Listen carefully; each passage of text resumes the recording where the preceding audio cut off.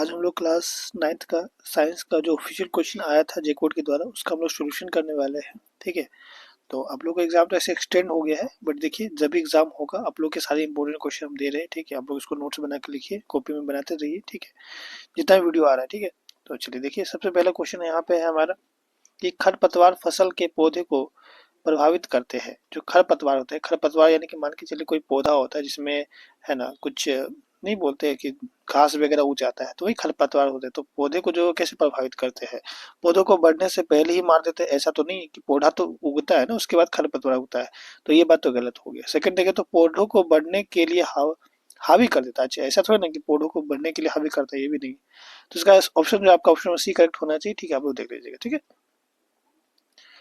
समझ में आ रहा है। पौधे को सही से मतलब उसको जैसे कि पौधे को धूप वगैरह चाहिए ना, तो वो सही से मिल नहीं पाता उसके कारण। ठीक है, पौधा तो उग जाता है बट है ना ये नुकसान होता है, उसे हमें हर बार निकालना पड़ता है समय समय पे। नेक्स्ट क्वेश्चन देखिए, तो कहा जाए क्या। ठीक है, पोल्ट्री पक्षी की विदेशी नस्ल है।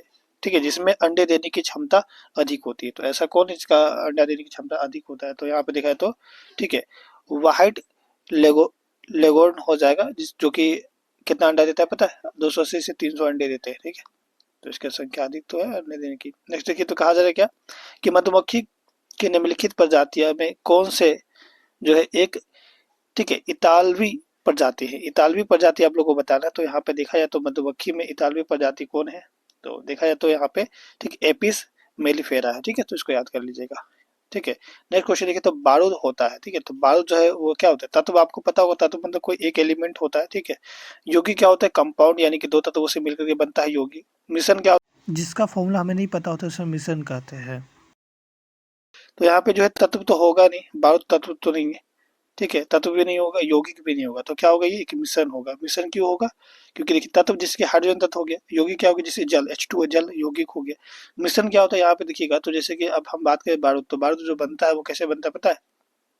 ठीक है, बारूद जो है पोटेशियम होता है, फिर से आपके ठीक है नाइट्रेट होता है इसमें मिला हुआ, प्लस कोयला की ठीक है विभिन्न विधियों से प्राप्त जो है ठीक है क्यूप्रिक ऑक्सीजन के न्यूनतम में कॉपर और ऑक्सीजन की ठीक है प्रतिशत मात्रा एक ही पाई गई। ठीक है, इससे जिस नियम की संतुष्टि होती है वह है। ठीक है, तो कौन सा नियम जो है, मतलब देखिए सिंपल सी बात है कि इसका जो मात्रा है वो एक ही पाया गया। ठीक है, तो आखिर ये कौन सा नियम को सेटिस्फाइड कर रहा है, 5 का आंसर क्या हो जाएगा, ऑप्शन में सी हो जाएगा। ठीक है, यानी कि स्थिर अनुपात का नियम। ठीक है, यानी कि जो इसका रेशियो होता है वो हमेशा क्या होता है, स्थिर होता है। जैसे कि जल का बात करें ना, क्या बात करें हम लोग, जल का, जैसे कि जल होता है H2O। ठीक है, तो इसका जो रेशियो होता है वो स्थिर होता है। जो रेशियो जल का देखेंगे तो वो आप जैसे कि जल का रेशियो क्या होता है, 1:8 होता है ना। ठीक है, तो उसी प्रकार जो है जल, अगर हम मान लीजिए पसीना वाला जल ले लें या फिर कोई भी जल ले लें, उसका जो रेशियो होगा वो हमेशा क्या होगा, सेम होगा। ठीक है, प्रोटॉन का जो है द्रव्यमान इलेक्ट्रॉन के द्रव्यमान से कितना गुना होता है। देखिए ये तो अच्छा क्वेश्चन है कि प्रोटॉन का जो द्रव्यमान होता है वो इलेक्ट्रॉन के द्रव्यमान से जो है, आप याद रख लीजिएगा। ठीक है, कि 2000 गुना होता है। कितना होता है, 2000 गुना, यानी कि ऑप्शन है यहाँ पे ठीक है बी करेक्ट हो जाएगा। ठीक है, बट 2000 नहीं होता है, मतलब उससे कम ही होता है, 1836 के आसपास होता है। ठीक है, बट आप बोले तो 2000 बोल सकते हैं। ठीक है, लगभग में। नेक्स्ट क्वेश्चन देखिए, तो कहा जा रहा है कि दिए गए जो है यहाँ पे दूरी समय ग्राफ में चाल का मान होगा। देखिए चाल बराबर क्या फॉर्मूला होता है, दूरी बटा समय होता है कि नहीं, कि जो हमारे यहाँ पे दूरी दिया गया, देखिए ये वाला फिगर दूरी है, ये समय दिया गया। दूरी देखिए 8 है, समय 1 है। दूरी कितना है, 8 है, समय 1 है। तो दूरी यहाँ पे चाल के, तो ऐसे रहने दीजिए, दूरी 8 लिखिए, समय 1 लिखिए, यानी कि जो हमारा चाल आया वो 8 आया कि नहीं। नेक्स्ट देखिएगा, तो दूरी आपका कितना है, ठीक है 16 है, और समय जो है आपका 2 है। दूरी 16, समय 2 है। तो अगर हम 16 रखें बटाए में 2 रखें तो काटेंगे तो भी इसका 8 आएगा, यानी कि आंसर जो आपका 8 आ रहा है। दूरी को मीटर में मापते हैं, समय को सेकंड में मापते हैं, तो मीटर सेकंड हो जाएगा, यानी कि 8 मीटर सेकंड कहाँ पे दिख रहा है, ऑप्शन में यहाँ पे सी हो जाएगा। ठीक है, नेक्स्ट क्वेश्चन देखिए, तो कहा जाए कि एक समान वित्तीय गति है।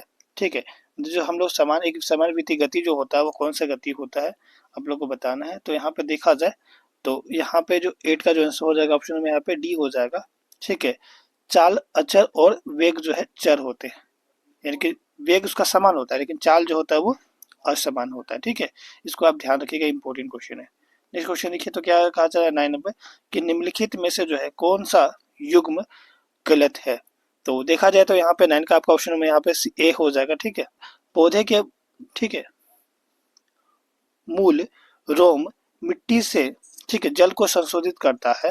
ठीक है, तो वो क्या है, हमारा पौधे का जो मूल रोम होता है वो मिट्टी से जो है जल को संशोधित करता है। ठीक है, तो वो होता क्या आप लोग को बताना है, तो वो होता है आपका, ठीक है, परागशरण। क्या होता है, परागशरण, इसको याद कर लीजिएगा। निम्नलिखित में कौन एंडोप्लाज्मिक रेटिकुलम से संबंधित नहीं है।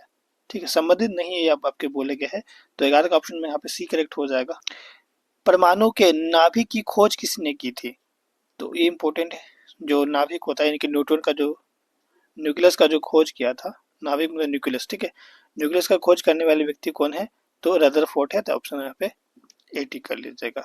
नेक्स्ट क्वेश्चन देखिए, तो ठीक है, कि वैसे तत्व जिसकी परमाणु संख्या समान परंतु उसका जो परमाणु द्रव्यमान होता है वो भिन्न भिन्न होता है, उसे क्या कहते हैं।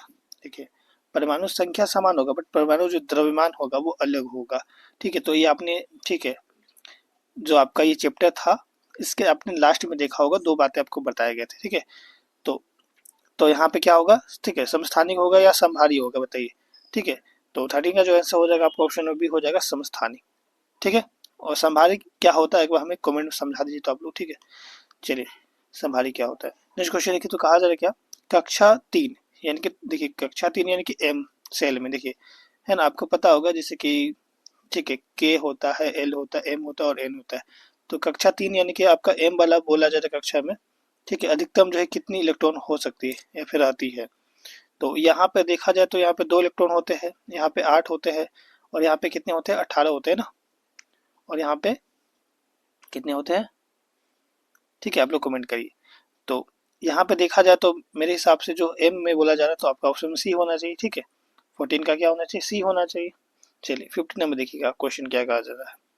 यदि गति करने के लिए जो है स्वतंत्र 1 kg द्रव्यमान की किसी वस्तु पर जो है 1 न्यूटन का बल लगाया जाए तो वह जो है होगा क्या होगा, देखिए बताना है। देखिए, जो द्रव्यमान है वो 1 kg है और जो बल लग रहा है वो 1 न्यूटन का बल लग रहा है। इसमें देखा है तो बल का जो सूत्र होता है क्या होता है, एफ बराबर होता है मास गुने एक्सीलरेशन। ठीक है, द्रव्यमान गुने त्वरण होता है, बट अगर यहाँ पे देखेंगे तो हमें एक्सीलरेशन निकालना है, तो एक्सीलरेशन का फॉर्मूला हम कैसे बना सकते हैं, सादा सा उधर कर दीजिए, यानी कि एम ऐसे ही रखिए, इंटू में ए ऐसे रखिए, इसको टू एफ इधर कर दीजिए। ठीक है, अब यहाँ पे देखेंगे तो ए बराबर हम लिख सकते हैं एफ बटा में एम लिख सकते हैं।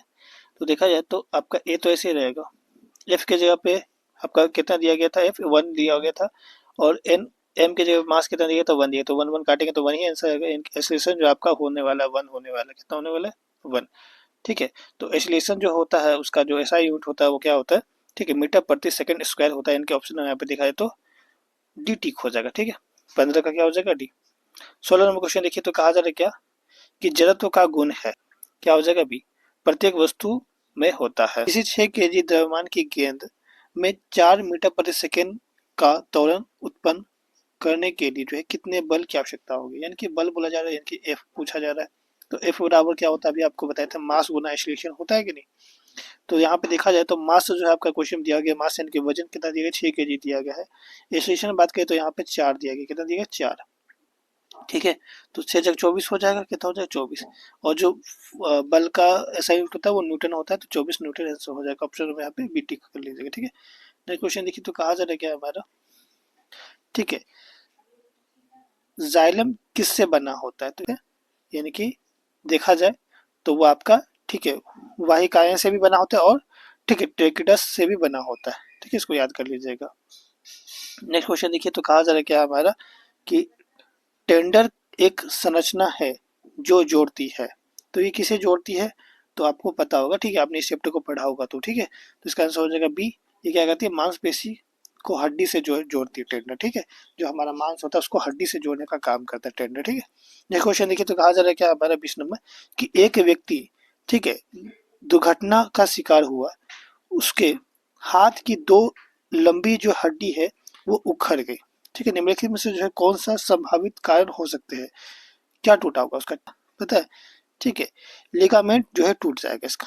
ठीक है, नेक्स्ट क्वेश्चन देखिए, तो कहा जा रहा है क्या, कि 21 नंबर, कि किसी तत्व के परमाणु में नाभिक की द्रव्यमान संख्या जो है 23 है और उसके जो है 12 न्यूट्रॉन है। ठीक है, उसमें कितने न्यूट्रॉन है, 12, तो उस तत्व की परमाणु संख्या क्या होगी। देखिए, अच्छा क्वेश्चन है, ये इंपॉर्टेंट क्वेश्चन है, ध्यान से समझ।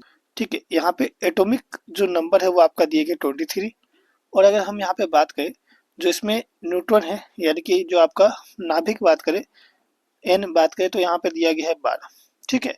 तो अब यहाँ पे जो है हमें क्या बताना है कि इसमें परमाणु संख्या कितनी होगी, ठीक है। तो इसको निकालने के लिए हमें क्या करना पड़ेगा, तो प्रोटॉन पहले आप जान लीजिए कि प्रोटॉन जो है क्या होगा, ठीक है। तो आपने पढ़ा होगा फॉर्मूला, ए बराबर होता है प्रोटॉन प्लस में न्यूट्रॉन होता है ना। तो ए बराबर प्रोटॉन प्लस न्यूट्रॉन होता है। तो ए क्वेश्चन में कितने दिया गया आपका, तो या फिर आप फॉर्मूला क्रिएट कर लीजिए ना, ठीक है। आप फॉर्मूला क्रिएट कर लीजिए पहले एक बार, ठीक है। प्रोटॉन प्लस न्यूट्रॉन को एक जगह इधर कर दीजिए सारे इधर, और ए को आप इधर कर दीजिए, ठीक है। तो यहाँ पे देखा जाए तो हमें प्रोटॉन बताना है, तो प्रोटॉन बराबर लिख सकते हैं यहाँ पे ए और माइनस में आपका एन हो जाएगा, ठीक है। अब यहाँ पे देखा जाए तो ए जो है आपका क्या होगा, 23 होगा क्योंकि 23 दिया गया है, और एन जो है आपका 12 दिया गया, घटा दीजिए कितना आ जाएगा, 23 में 12 गया तो 11 हो जाएगा। इनके यहाँ पे जो आंसर हो जाएगा आपका 11 हो जाएगा, ठीक है। क्या हो जाएगा 11। नेक्स्ट क्वेश्चन देखिए, तो कहा जा रहा है क्या हमारा जो डिग्री सेल्सियस होता है ना वो अलग होता है, केल्विन अलग होता है, यानी कि ठीक है 273 केल्विन बराबर होता है 1 डिग्री सेल्सियस। तो यहाँ पे देखा जाए तो 300 केल्विन दिया गया, तो कितना डिग्री सेल्सियस होगा, तो आप क्या करिए 273 इसमें माइनस कर दीजिए, तो जब माइनस करिए तो कितना आ जाएगा आपका 27 हो जाएगा। ऑप्शन यहाँ पे सी कट करिए, ठीक है। 300 में आपको क्या करना है, 300 में आपको माइनस करना है 273 को, ठीक है। तो आपका 27 आंसर हो जाएगा। नेक्स्ट क्वेश्चन देखिए, यहाँ पे क्या है हमारा 23 नंबर क्वेश्चन है, ठीक है, कि 96 ग्राम कार्बन में मोलों की संख्या क्या होगी। ये भी अच्छा क्वेश्चन पूछा गया है। मोल बराबर क्या होता है, ठीक है, द्रव्यमान बटा मोलर द्रव्यमान होता है, ठीक है।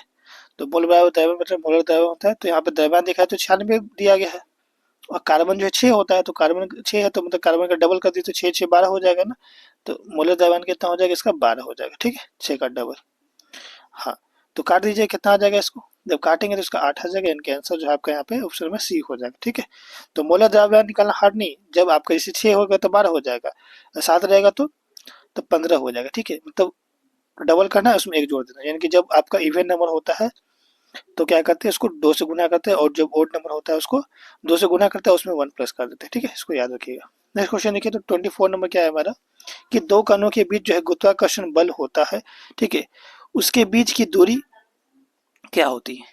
तो बीच की दूरी जो है समानुपाती होती है, या वर्ग के समानुपाती होती है, या फिर वर्ग के व्युत्क्रमानुपाती होती है ना।